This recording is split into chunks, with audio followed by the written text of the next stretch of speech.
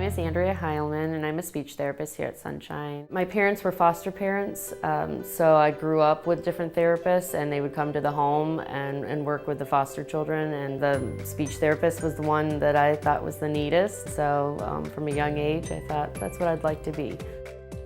We usually look at the whole person, what's their environment, who are their communication partners that they're going to be interacting with, and then what are their needs, what do they want to say, and we do the best that we can to match the communication partner and the environment and the person and the system all together, so it's the right combination.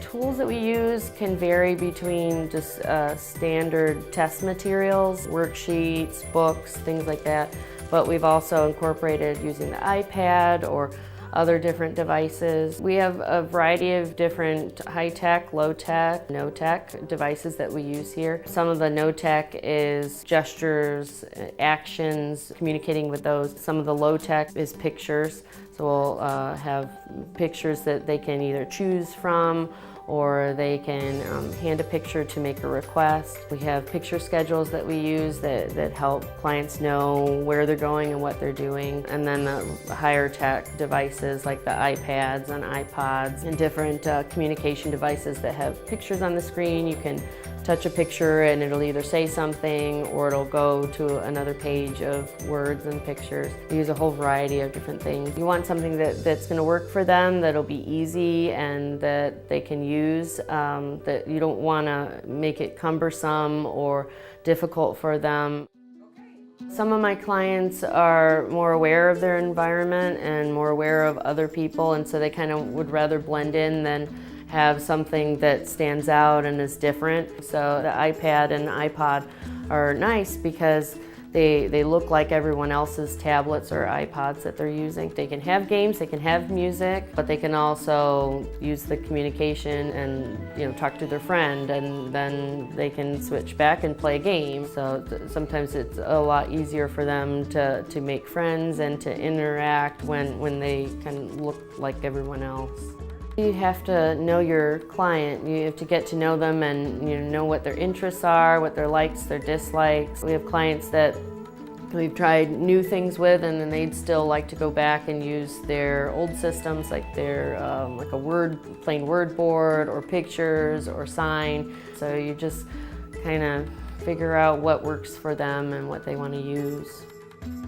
There's the interaction and building rapport with a client and helping them to learn social skills and be able to relate to other people. You don't want it just to be that they have a relationship with the therapist, but also with their community and other therapists, with their teacher and other peers.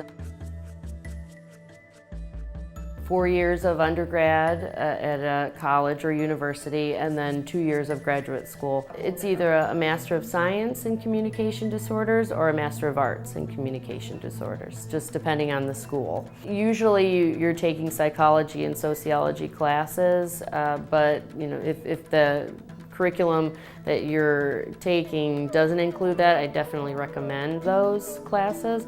I think just knowing how people communicate and how people think and all the different disorders and things that you'll come across as a therapist, I think that really helps to just know socially how people relate to each other really helps. We have volunteers all the time that come to Sunshine just to kind of observe and see if it's something that interests them. So yeah, I definitely recommend volunteering.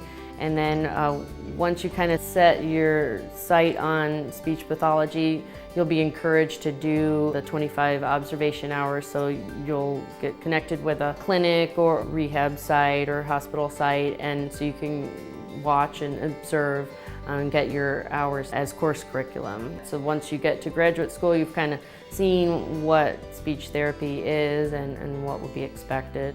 There's many openings. It's a growing field, and as people are aging, we're seeing a lot more need for the geriatric therapists that are going to work with people in the hospitals or rehab.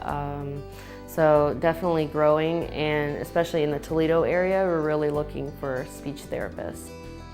I've always loved speech therapy, and I still do, but there's moments where you get down or you feel like I'm not, making a difference. Sometimes you try something and it doesn't work, and so you try something else, and just all of a sudden it's like a snap, like the light bulb goes on and it happens. On the rough days, those are the moments that keep me going.